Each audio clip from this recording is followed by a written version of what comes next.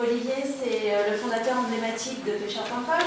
De manière plus actuelle, c'est le fondateur de l'agence Airsport. Il a été aussi 4 ans au conseil d'administration de la FEVAD, la Fédération du e-commerce et de la vente à distance. Il est passionné de rugby, business angel actif, puisqu'il détient des parts dans une quinzaine de startups dans toute la France, il m'a confié cela. Et surtout, il est le tout nouveau coprésident du comité stratégique de la French Tech à Clermont-Ferrand, aux côtés d'Olivier Bianchi, et à ce titre-là, qui va nous apporter son témoignage sur la French Tech clermontoise dans quelques instants. Auparavant, l'équipe du Connecteur est allée à la rencontre des Clermontois pour leur demander la French Tech, c'est quoi? Je vous laisse découvrir.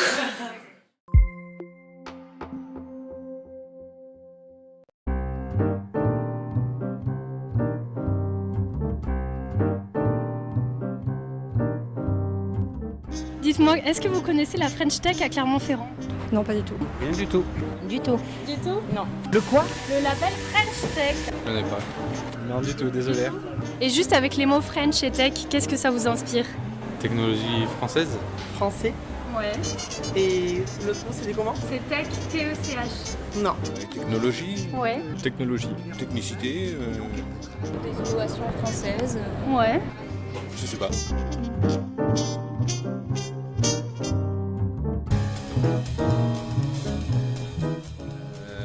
Ça m'inspire le coq et le logo de la French Tech. Je sais que c'est du coup un label national qui valorise l'innovation et du coup les startups qui proposent des projets qui vont dans ce sens.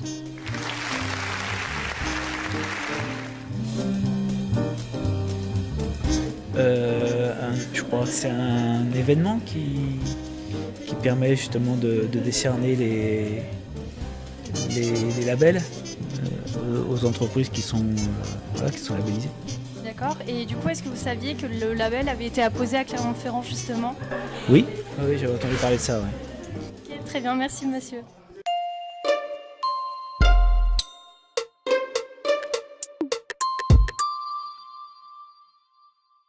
Olivier, on l'a vu, dans l'esprit des Clermontois, la French Tech c'est un petit peu confus, y compris parfois au sein de l'écosystème startup. Alors, en vrai, la French Tech c'est quoi et qu'est-ce que ça représente aujourd'hui concrètement à Clermont-Ferrand? À Clermont-Ferrand et en France et à l'étranger. En fait, et ce qu'on a vu est valable sur tout le territoire français, mais c'est pas grave parce que ça a été fait pour ça. C'est-à-dire qu'en fait, ça a été fait pour faire parler. Ça a été fait. En fait, la French Tech a été lancée en 2015, au moment où les startups c'était une niche. On n'était pas là où on est aujourd'hui, où c'est devenu un vrai phénomène de société et une vraie filière économique. Et la French Tech a été mise en place pour qualifier en fait la totalité des acteurs qui œuvrent dans l'écosystème d'innovation et dans le numérique. Donc ça concerne les entrepreneurs, les écosystèmes de financement, les start-upers, les grands groupes qui travaillent à mettre en place des projets d'innovation. Donc en fait c'est un terme dans lequel tout un chacun doit se reconnaître et se retrouver. En fait, le label French Tech, parce que c'est un label qui va venir, a été mis en place pour, dans un premier temps, fédérer, faire en sorte que les gens se reconnaissent et se retrouvent et puissent mettre en place des synergies pour développer et pour rayonner. Les trois verbes et les trois actions de la French Tech, c'était ça. Aujourd'hui, c'est en train de changer parce qu'il y a du temps qui est passé depuis 2015 et que tout ça a évolué. Il y a une nouvelle directrice de la mission French Tech qui est au sein du secrétariat d'État à l'économie numérique et qui travaille avec la totalité des ministères, qui vient d'être recrutée, donc fin mai, en remplacement du précédent qui lui était parti depuis belle lurette. Et donc avec une nouvelle feuille de route qui n'est plus tournée comme il y a 3 ans, même un peu plus plus vers le fait de faire émerger des startups, d'inciter des startups à naître, à s'amorcer, à développer, etc. Mais aujourd'hui, et en tout cas là pour l'avenir, la feuille de route de la French Tech, et c'est important pour Clermont parce que là, pour le coup, comme plein d'autres villes, on est un petit peu en retard parce qu'on n'a pas un écosystème d'une taille considérable. Aujourd'hui, le gouvernement et les acteurs considèrent qu'effectivement le phénomène start-up n'est plus une niche. On est rentré dans une autre phase qui est d'arriver à faire émerger les startups sur les étapes d'après l'amorçage. C'est-à-dire que l'amorçage, c'est rentrer dans la culture. Normalement, on est tous censés, au niveau du territoire, savoir amorcer, faire naître des startups, les accompagner au démarrage, les incuber, en faire des jolis œufs, et ça commence à faire des oiseaux qui volettent.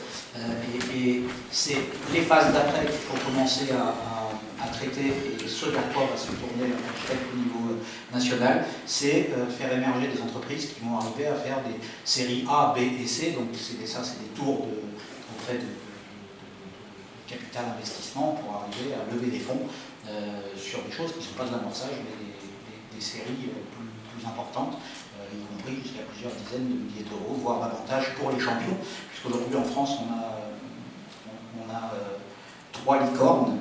Je ne veux pas dire de bêtises, je pense qu'il y a le Blacard et Criteo dans le lot, la troisième, je ne sais plus qui c'est. Mais peu importe. On va revenir là sur Clermont.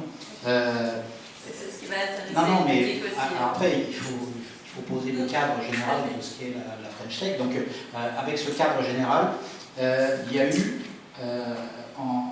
13 métropoles qui ont été labellisées comme métropole French Tech.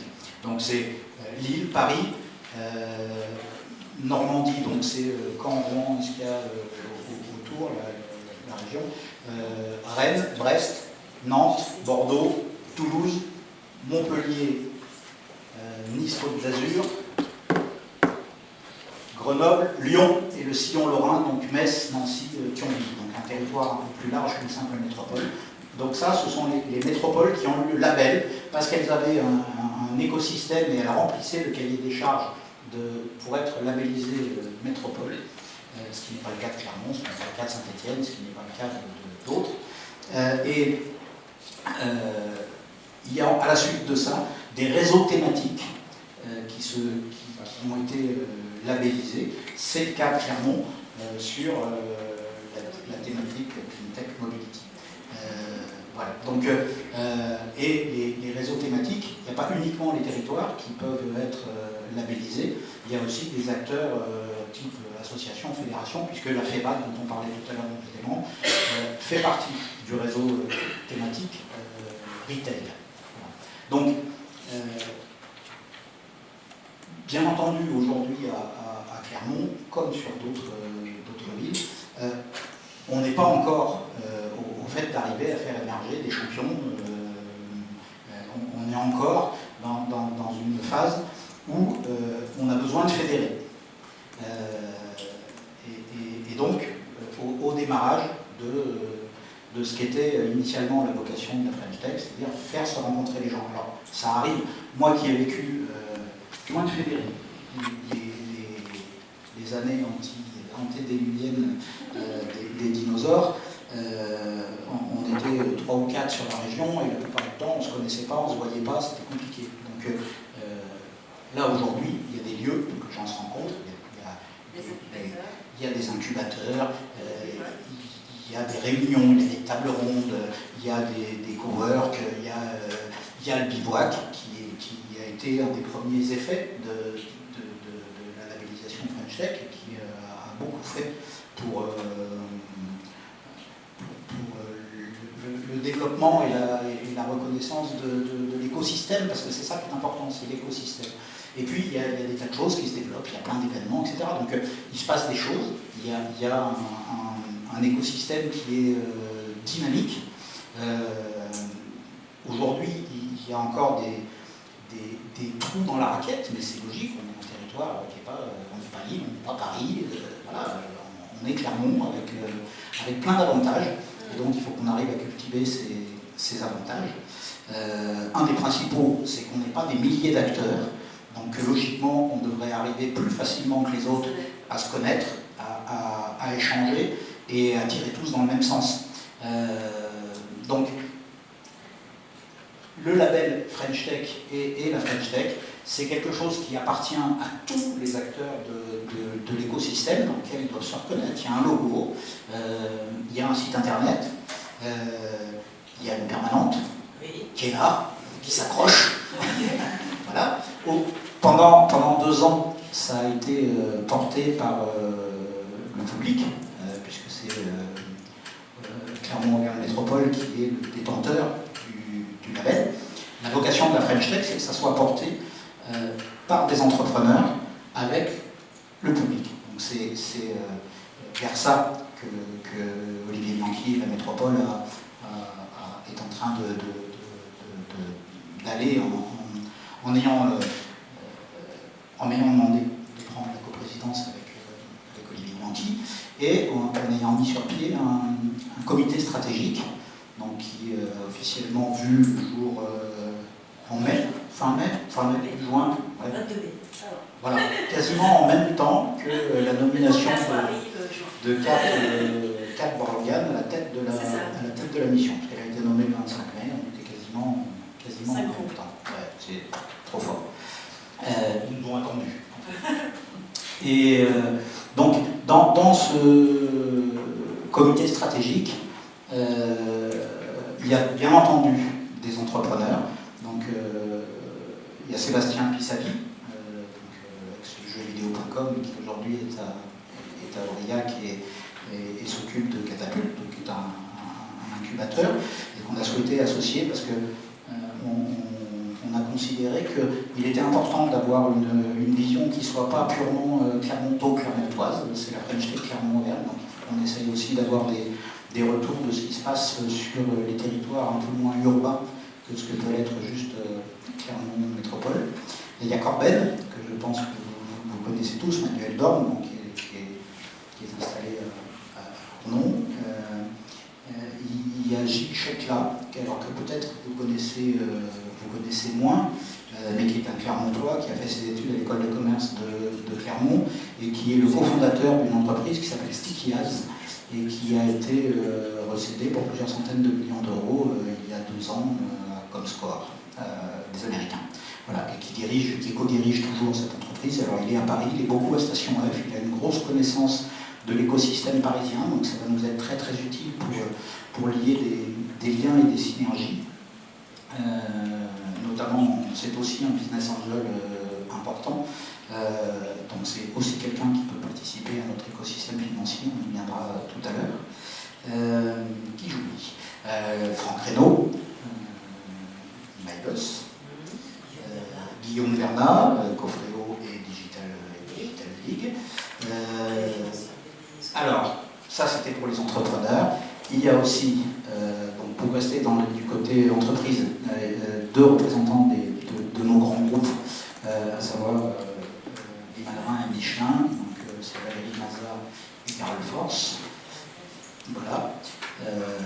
Donc ça a été compliqué, mais on a essayé d'avoir le maximum de femmes présentes dans le comité de surveillance. On s'est approché, il a fallu batailler, c'est pas si simple que ça. Pas en termes de volonté, hein, c'est plutôt en termes de trouver les bonnes personnes disponibles, etc., qui aient envie de le faire. Voilà. Pour rester dans les fermes, alors côté financeur cette fois, parce qu'on a besoin de travailler avec l'écosystème financier, la Cécile Beau de Sofimac, et puis Yannick Izoard, qui représente la BPI, qui est un acteur incontournable de la French Tech, pour ne pas dire l'acteur incontournable de la French Tech. Et puis Michel Dôme, qui est le directeur de Blaise Pascal, pour avoir un représentant de tout ce qui est recherche, éducation. Voilà. Donc ça, c'est ce comité stratégique qui a été mis en place, qui est allé se réunir plusieurs fois dans l'année pour travailler sur la feuille de route et essayer d'écrire la stratégie. Alors juste justement, la transition est toute trouvée, mais maintenant qu'on a pensé un peu le portrait de cette French Tech et notamment de ce comité, voilà, on voit bien que c'est très représentatif de l'écosystème clermontois. Vous êtes sans doute doté d'une belle feuille de route pour demain, pour les années à venir. Est-ce que vous pouvez nous en dévoiler les grandes lignes sur le territoire clermontois?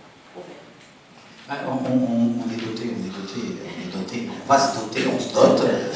Non, mais c'est comme ce que vous vivez tous les jours, c'est-à-dire qu'il faut construire les choses. Les choses ne se construisent pas tout seuls. Il y a des entrepreneurs dans le comité stratégique, et ça fait partie du cahier des charges de la French Tech. Et c'est pas pour rien, c'est aussi que ces gens sont habitués à demander, à faire, à louper des choses, à recommencer, etc. Donc c'est probablement ce qu'on va faire. Il n'y a rien qui est acquis. Un exemple tout bête, on a organisé en juin une table ronde sur la blockchain et les crypto-monnaies. Et on s'est rendu compte qu'en face, au même moment, il y avait un événement qui était organisé ailleurs. Donc ça veut dire que même sur le fait de fédérer et d'avoir les dates des autres événements, pour l'instant, on n'y est pas arrivé. Donc il y a du travail, c'est aussi la responsabilité de tous d'arriver à mettre en place des méthodes et des choses qui vont faire qu'on va, ce que je disais tout à l'heure, travailler tous dans le même sens pour éviter de se faire concurrence sur des événements, sur des choses. C'est-à-dire qu'on a un écosystème qui est petit, donc le terme 1 de la feuille de route, c'est fédérer. Voilà, fédérer. D'arriver ne serait-ce qu'à recenser tous les gens, tous les acteurs de l'écosystème, c'est pas gagné. Tous les jours, je découvre des entreprises dont certaines sont vraiment des vraies perles et dont j'avais jamais entendu parler. Donc, et c'est sûr qu'il y en a encore plein. Alors, je parle de numérique, mais aussi de green tech, de clean tech. Il y a des choses fabuleuses qui se montent et on ne le sait pas. Donc, ça aussi, il va falloir qu'on arrive à changer la méconnaissance du mot French Tech et de ce que c'est pour que les gens se reconnaissent dans la French Tech et aient envie d'y participer, d'amener leur pierre, d'utiliser le label, de le faire grandir et de faire grandir le territoire. On est en train de travailler sur une filière qui va faire nos emplois de demain, il ne faut pas se leurrer, et les grands groupes l'ont bien compris. Tout est en train de bouger. Les startups qui aujourd'hui travaillent, elles ne sont pas destinées à devenir des licornes, à avoir 50 000. Si y en a une qui sort, ça sera super, mais ce n'est pas ça le but. Si déjà on arrive à faire 50 PME qui emploient 100 personnes, il se passera des choses. Donc il faut bien arriver à comprendre qu'aujourd'hui, on est en train de semer les graines de l'emploi et du dynamisme de la région demain, après-demain et dans les années qui viennent. Donc pour ça, tout le monde a un rôle.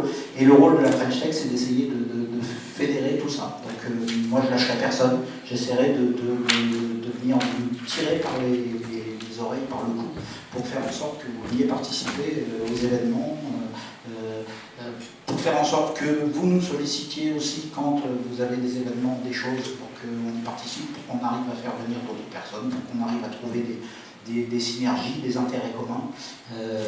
Donc le vrai rôle, il est là. Ensuite, dans la feuille de route logique et évidente, c'est la mise en place de ce qui nous manque pour être un jour une métropole French Tech, au même titre que les 13 que j'ai cités tout à l'heure.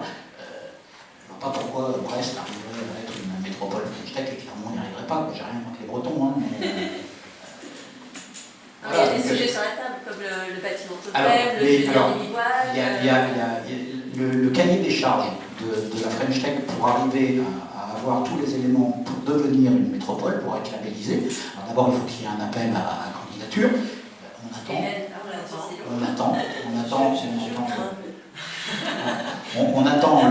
attend cet appel en candidature, mais en attendant, il faut qu'on arrive à boucher les trous dans la raquette, c'est-à-dire toutes les choses qui nous manquent. Donc la première des choses, c'est d'avoir un comité de gouvernance avec un entrepreneur à la tête, c'est fait.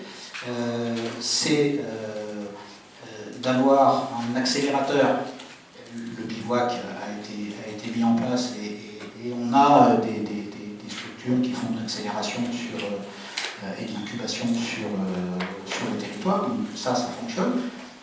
Il faut un bâtiment totem. Donc, ça, c'est un des chantiers qu'on attend avec une énorme impatience, parce qu'on sait tous que le fait de matérialiser la French Tech par un bâtiment, une adresse, une plaque sur un mur, un tableau, une photo ou un truc, déjà ça va aider à fédérer, puisque c'est ce qu'on va faire. C'est bien de fédérer, mais quand on est complètement abstrait, c'est pas facile. Donc il faut matérialiser ça par un bâtiment totem. Il y a la mise en place d'un écosystème financier pour aider les startups. Donc ça c'est pareil, les premières avancées ont démarré, donc avec la configuration d'acteurs financiers. On a des business angels sur le territoire, il y a un fonds d'investissement, il y a des acteurs bancaires, il y a la BPI, il y a Clermont Métropole, etc. Donc il faut réunir tout ça et mettre en place les conditions de financement pour bien évidemment continuer l'amorçage, parce que nous ici, on n'est pas Paris ou Lille, donc on a encore besoin de faire naître des startups, de les aider au démarrage, à faire leur preuve de concept, etc., de trouver leur premier client, donc il y a besoin de les aider pour ça. Mais on a besoin tout de suite derrière d'arriver à pouvoir les financer sur des montants un petit peu plus importants pour leur permettre de passer la première marche de développement et surtout d'être en capacité de les financer dès lors qu'elles commencent à marcher, parce que c'est là qu'on peut perdre les entreprises qui vont aller se délocaliser et partir ailleurs parce qu'elles vont trouver des fonds d'investissement ailleurs. Donc il faut qu'on soit en capacité aussi d'attirer à ce moment-là, à cette phase, des entreprises qui sont ailleurs et qu'on serait capable de financer pour les faire s'implanter ici. Plus tard, quand les entreprises sont plus grosses, elles bougent beaucoup moins. Et donc c'est cette phase où on a une croissance rapide de l'entreprise, où elle a besoin de financement, elle a besoin de locaux, elle a besoin de se déménager, etc. Et c'est là qu'elle est fière. Moi j'ai vu avec Pêcheur, on a déménagé 11 fois en 5 ou 6 ans, sous des formes variables, et à chaque fois, la tentation, c'était d'aller ailleurs. On nous sollicitait en Auvergne, mais aussi à Orléans, à Châteauroux, à Nantes ou à Toulouse. Donc, et à ce moment-là, on est fragile parce qu'il faut que ça aille vite, parce qu'il faut qu'on ait des moyens pour pouvoir déménager, etc. Et après, il arrive une taille où quand on commence à avoir plusieurs dizaines de collaborateurs, on ne bouge pas en claquant des doigts. Donc là, les entreprises sont... Mais avant, c'est là qu'il faut qu'on soit en capacité d'avoir l'écosystème qui permet aux entreprises de s'enraciner.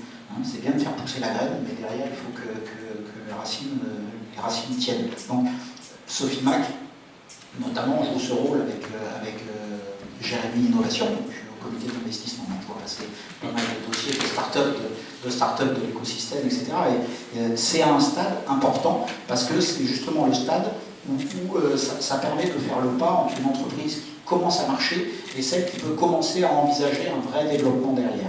Et donc là, il y a quelques startups qui ont bénéficié de ces programmes, mais Jérémy n'a pas vocation à durer éternellement. Je pense qu'en 2020, ça va s'arrêter. Et donc il faut qu'on ait quelque chose qui remplace ça. Voilà. Donc on travaille avec cet écosystème financier, c'est le deuxième trou dans la raquette. Il y a la mise en place d'un événement de portée nationale, voire internationale sur la mobilité. Donc ça aussi, c'est sur les rails, ça va se faire. Il y a la chaire mobilité qui pareil, c'est bien engagé. Voilà. Donc, voilà, il y a cette feuille de route-là, elle est tracée. Alors, il y a encore des inconnus, il y a plein d'inconnus, mais c'est la vie des startups, donc c'est aussi la vie de la French Tech, Clermont et de la métropole. On va faire avec, c'est aussi ça qui est intéressant. Mais on va avoir besoin de tout le monde, voilà, des énergies, non, mais c'est sérieusement, c'est pas des mots jetés en l'air. Il faut vraiment que tout le monde soit partie prenante, se reconnaisse dans ce label et ait envie de pousser la fierté de faire partie de la tech clermontoise, voilà, donc, et plus largement auvergnate. Donc ça ne pourra pas se faire sans les acteurs eux-mêmes, c'est pas possible. Donc voilà. Habiller la population. Alors justement, tous ces projets, ils sont attendus, espérés, avec parfois un peu d'impatience. Est-ce qu'on ne pourrait pas justement dire que tout de suite, là, maintenant, il y a quand même déjà des effets positifs de la French Tech dans l'environnement avec l'arrivée imminente d'événements connexes? Oui, mais des effets positifs, c'est ce que je disais tout à l'heure, il y en a depuis 2 ans, 3 ans. Moi, je ne reconnais pas l'écosystème Clermont, encore une fois. Il y a des startups, pas partout, mais il y en a beaucoup. Alors, il y en a qui sont fragiles, il y en a qui disparaissent, il y en a qui se remontent, mais ça, c'est la vie des startups. Mais moi, je vois passer pas mal de jeunes entrepreneurs qui passent me voir pendant 1 heure, pendant 2 heures pour me présenter leur Et franchement, ça bouge. Ça bouge. À chaque fois que je vais à l'Épicentre, c'est blindé. Voilà, ce soir, vous êtes là, on parle d'innovation. C'était des choses qui ne se passaient pas il y a 2 ans, il y a 3 ans. Donc, il faut être optimiste. C'est bien entendu. Il y a des tas d'endroits où on pourrait attraper des complexes. Mais il ne faut pas. Il faut qu'on trace notre sillon. J'espère qu'on va arriver à créer une petite délégation pour aller à Marseille, au campus. Je ne sais pas si vous voyez ce qu'est le campus. C'est un grand bâtiment en pleine garrigue dédié à l'innovation et à la French Tech avec des chambres, etc. Et donc c'est présidé par Olivier Mathieu, un des cofondateurs de Price Ministère qui est maintenant installé à Marseille. Et donc on est en train de réfléchir avec Hélène, avec Olivier aussi, pour que des acteurs de l'écosystème clermontois puissent aller passer une nuit et une journée à campus pour découvrir comment ça marche, échanger avec eux, etc. On a le 24 janvier prochain le France Digital Tour qui va être un vrai événement, puisque sur la journée on va avoir donc les gens de France Digital qui vont venir à Clermont découvrir l'écosystème et parler de l'écosystème de Clermontois au niveau national, et venir avec une quinzaine de fonds d'investissement parisiens auxquels les startups pourront se présenter par une espèce de speed dating tout l'après-midi, en passant d'une table à l'autre avec des projets. Voilà, donc il faudra qu'on sélectionne là aussi une quarantaine de startups et d'acteurs. Voilà, donc on va aussi avoir besoin de tout le monde pour que ce jour-là, on puisse faire rayonner un petit peu l'écosystème clermontois, parce qu'ils vont à Grenoble, ils vont à Marseille, et ils vont venir cette année à Clermont. 24 janvier, oui, 24 janvier. Bon, on en reparlera. Sur la mobilité? Sur la mobilité, il y a des choses qui sont déjà en place. On parlait de la chère mobilité. Il y aura un événement à venir quand on ne sait pas encore, mais il arrive. Voilà. Comme Taureau, il arrive, ça va arriver. Par contre, il y a donc Simplify qui est un très très beau projet, quelque chose qui a commencé déjà il y a un moment, mais qui aujourd'hui est en train d'arriver dans la première phase de résultats. Donc en fait c'est un programme européen auquel participent des villes, donc, par définition de toute l'Europe, sur le thème de la mobilité, avec des données qui sont remontées dans des trames qui sont communes à l'ensemble des métropoles qui participent, avec donc soit des données qui sont récoltées parce qu'elles existent, soit des résultats d'enquête qui sont menés sur le terrain sur les thèmes de donc, la mobilité, son impact sur l'environnement, les incidents, le nombre d'accidents, les kilomètres de voirie, enfin, les nouveaux modes de transport, donc toute une série de choses qui sont destinées à faire un état des lieux de toutes les métropoles sur des critères qui sont identiques pour tous. Donc des KPI comme on peut en suivre dans toutes les entreprises, tableau de bord. Et derrière, ces données sont travaillées par des algorithmes et donnent donc des espèces de notes sur différents axes, donc impact sur l'environnement, vision du futur, sécurité, etc. Et alors, certaines métropoles décident de rendre public le résultat de leurs données, et surtout ça va permettre, avec des relevés réguliers, de mesurer les progressions sur certains axes en fonction des stratégies qui ont été choisies par telle ou telle métropole. C'est-à-dire que si une métropole a décidé d'axer principalement sur son impact sur l'environnement, on va pouvoir mesurer au fil des ans ce qui comment a évolué la note sur l'araignée qui est tracée par les différents indicateurs. Et la cerise sur le gâteau, mais ça pour l'instant c'est pas vraiment à l'ordre du jour, ça serait d'arriver à savoir ce qui a été mis en place chez les autres pour faire progresser leur truc. Pour l'instant, ça c'est encore pas, on n'est encore pas dans l'open data complet, ça viendra peut-être, mais pour l'instant c'est quand même très très intéressant, et il faut savoir que Clermont est la seule ville française à participer à ça. Donc il y a quand même un vrai motif de... Et avec la participation de grands comptes Bien sûr. Non, mais évidemment, le projet n'est pas arrivé complètement par hasard. On a quelqu'un, on a un acteur de tout premier ordre sur la mobilité à Clermont, donc ça justifie aussi le label mobilité. Donc oui, bien évidemment, là aujourd'hui, les premières phases ont été portées par Michelin et par la métropole avec des emplois. C'était des alternants qui étaient là et qui ont travaillé pendant plus d'un an, je pense, sur le sujet, parce que j'ai compris. Et là, on rentre dans une phase vraiment intéressante, et c'est un axe fort de communication pour notre territoire. Merci beaucoup Olivier Bernasson, parce que connecter, fédérer, forcément au connecteur, ça nous parle. J'espère que vous avez apprécié cet échange. Maintenant, on va vous garder encore quelques minutes, puisque je suis sûre que vous avez plein de questions, donc c'est à vous. Le micro est là, il est ouvert, et il est à votre disposition.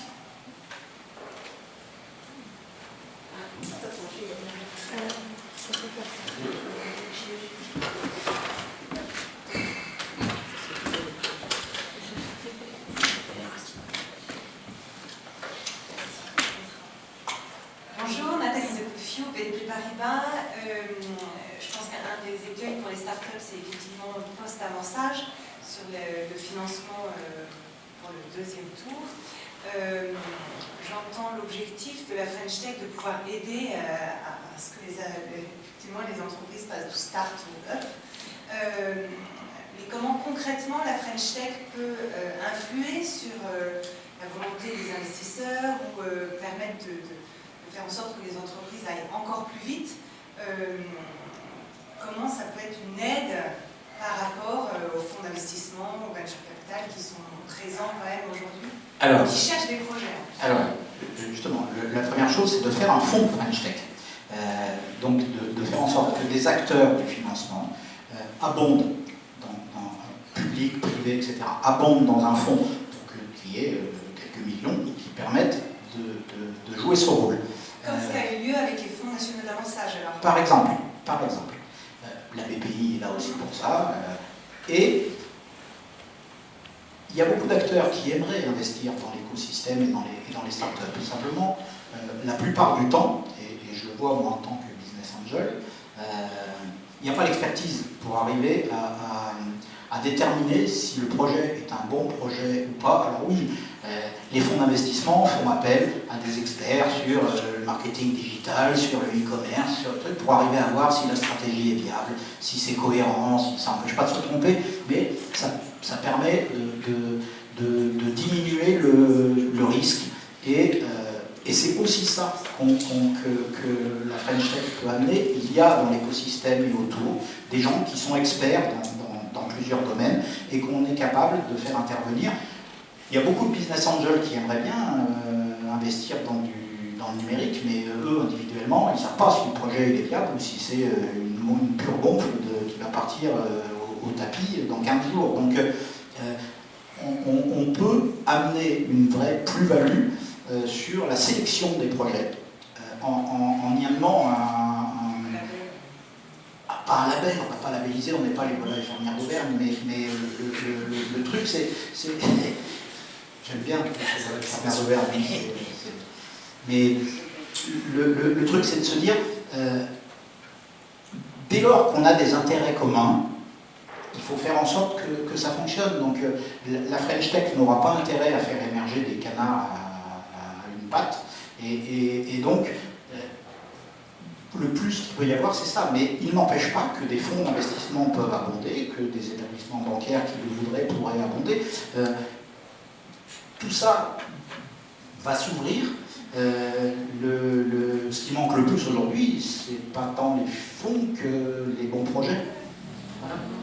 Donc il faut qu'on arrive à faire émerger plus de projets, parce que plus de projets, ça veut dire plus d'exigences sur ce qui va être présenté. On va le voir vite avec le France Digital Tour. Hein. Il y a les grands fonds d'investissement français qui descendent, hein, les Isaïe, Partech et compagnie sont là. Il faut qu'on ait quelques projets sympas à leur mettre en face, sinon on va passer pour des... Voilà. D'autres questions?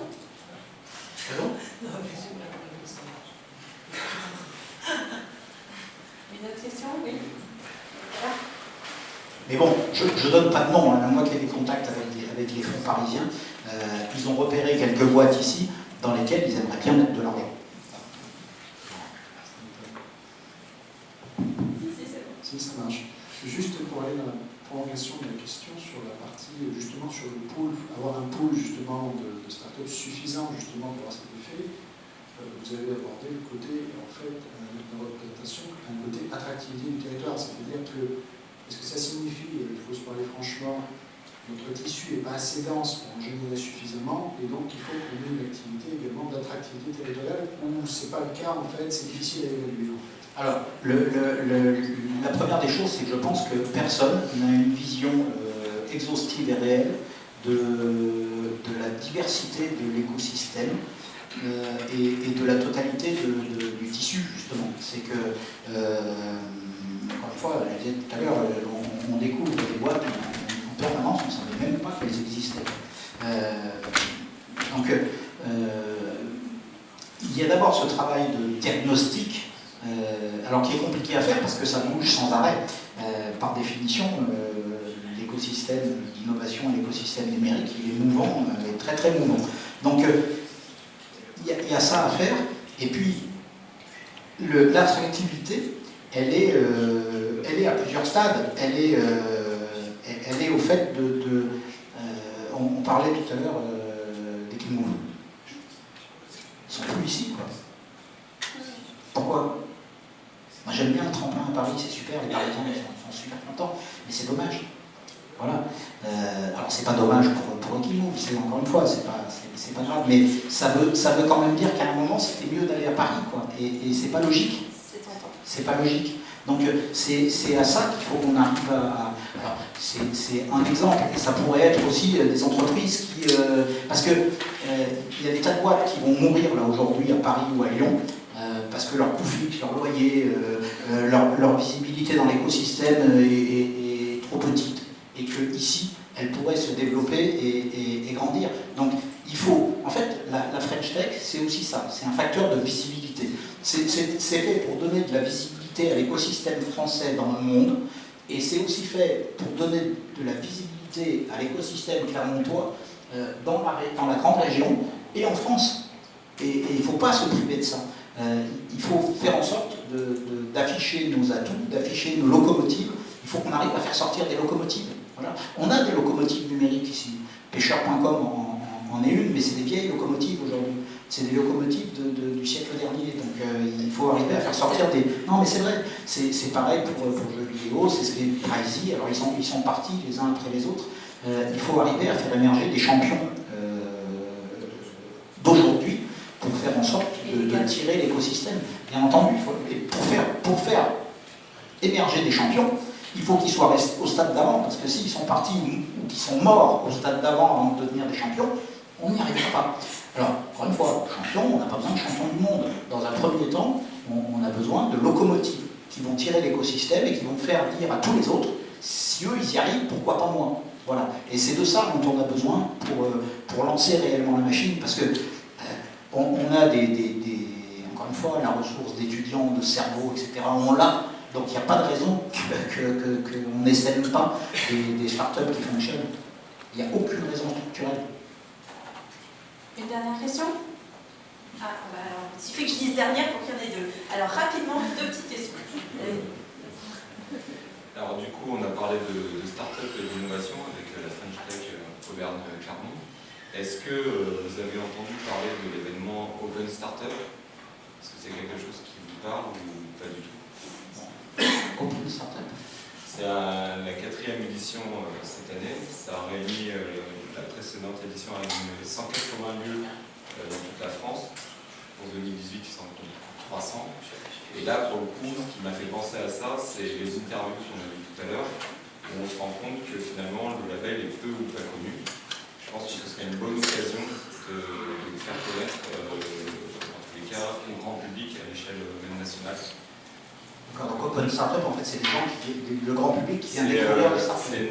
En fait, c'est une initiative de l'éducation nationale, en fait, auprès des jeunes, de les sensibiliser au milieu des startups, à l'écosystème des startups et à l'innovation. Donc en fait, ça se passe dans plusieurs grosses villes de France. Là, cette année, il y a 300 lieux en fait. Et Pascalis en fait partie en fait. Et donc c'est quand? On est deux à intervenir. C'est en octobre, je ne sais plus. Ben voilà, on va ajouter ça au calendrier. Mais je pense que ça peut être pas mal. Hein? En tous les cas, je communiquerai là. Non, mais on est dans l'exemple pur du manque de communication et du manque de fédération de notre écosystème. C'est-à-dire qu'on est 12 et il y en a 11 qui ne sont pas au courant d'un événement que font un des 11 autres. C'est pas que vous, hein. C'est pareil avec le truc qu'on a organisé pour la blockchain. Il faut vraiment qu'on arrive. Alors, pour ça, ça sera beaucoup plus facile quand on aura une plaque, un lieu, un truc. Aujourd'hui, il y a le site de la FrenchTech, il y a le connecteur qui joue son rôle, il y a des acteurs. Il faut arriver à fédérer tout ça pour que on bosse ensemble. Alors, une toute dernière question, très rapidement, et puis après, vous aurez le temps de poursuivre ces échanges autour du petit verre de l'amitié dont parlait David tout à l'heure. Oui, donc moi je suis installé depuis 11 ans maintenant, plutôt sur du matériel au sud de Clermont, et j'aide depuis 2 ans une start-up sur Clermont sur le tourisme, et elle est un peu en souffrance auprès de Sophie Mac depuis plus d'1 an, qui mène un peu en bateau, en dossier, etc. Et je voulais aussi signifier qu'il est important de peut-être faire attention à la lourdeur administrative auprès de ces entreprises, et aussi d'être franc dans les réponses au dossier. C'est-à-dire, si le projet n'intéresse pas, ça ne sert à rien de faire parler les gens. Je ne sais pas quel est le dossier, mais oui, s'il traîne, ça veut dire que je ne l'ai pas vu. Présenter beaucoup d'enthousiasme, mais attention aussi au revers. Non, mais attention, les fonds d'investissement, il y a beaucoup d'appelés au début. S'ils filaient 1 million d'euros à tous les gens qui viennent frapper à la fin. C'est pas ce que je veux dire, c'est juste de ne pas faire perdre de temps.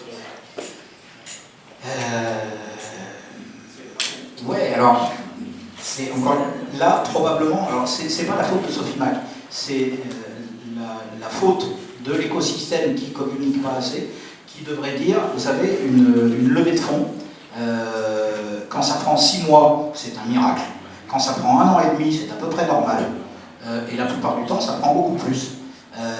Donc c'est juste que personne ne va plus vite que ça. Si ça fait 1 an qu'ils sont dessus, ils sont dans quelque chose qui est assez cohérent, parce que probablement ils ont entamé la première phase à un moment où ils n'étaient pas prêts. Donc logiquement, Sophie Mac leur a demandé d'apporter des choses complémentaires. Et vous savez, le temps, c'est le temps pour les financeurs, c'est pas le même que celui des entreprises. C'est clair. Donc oui, 1 an. Moi, ça ne me heurte pas. Vous savez, le premier tour de financement que j'ai eu sur Pêcheur, on en a parlé la première fois en février 2005 et on a bouclé en octobre 2006. Oh, il faut juste être patient. On a failli mourir entre les deux. Hein. Voilà. Et on savait qu'à 90%, la levée de fonds allait se faire. Et il faut expliquer ça aux banquiers, parce que lui, il ne voit pas l'argent arriver. Mais il faut savoir qu'une levée de fonds, ça prend du temps. Il faut, alors la deuxième prend moins de temps, la troisième encore moins, etc. Mais la première, c'est toujours compliqué. Alors aujourd'hui, il y a des acteurs comme la BPI, etc., qui aident quand même beaucoup à faire avancer les choses, parce qu'ils font le lien sur levier, sur le fait que quand vous faites un bout de levée de fonds derrière, avec la garantie BPI, vous arrivez à doubler les capitaux. Il y a des tas de mécanismes. Simplement, il y a, je pense, un manque d'éducation des startups à ces mécanismes. Donc ça aussi, Est-ce que c'est pas le travail de ce label FrenchTech?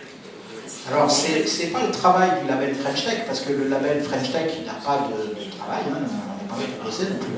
Non, mais je plaisante. Non, C'est enregistré. Hein? Tout est enregistré. Voilà. Non, mais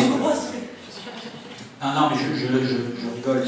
C'est oui, une des missions des services de French Tech, mais comme plein d'autres acteurs, c'est d'organiser des événements, des formations, des choses qui vont faire progresser l'écosystème. Mais on ne peut pas se substituer aux acteurs, aux professionnels, aux startups.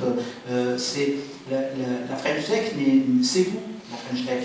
Donc c'est votre travail. On va rester Encore sur une fois, cette belle parole.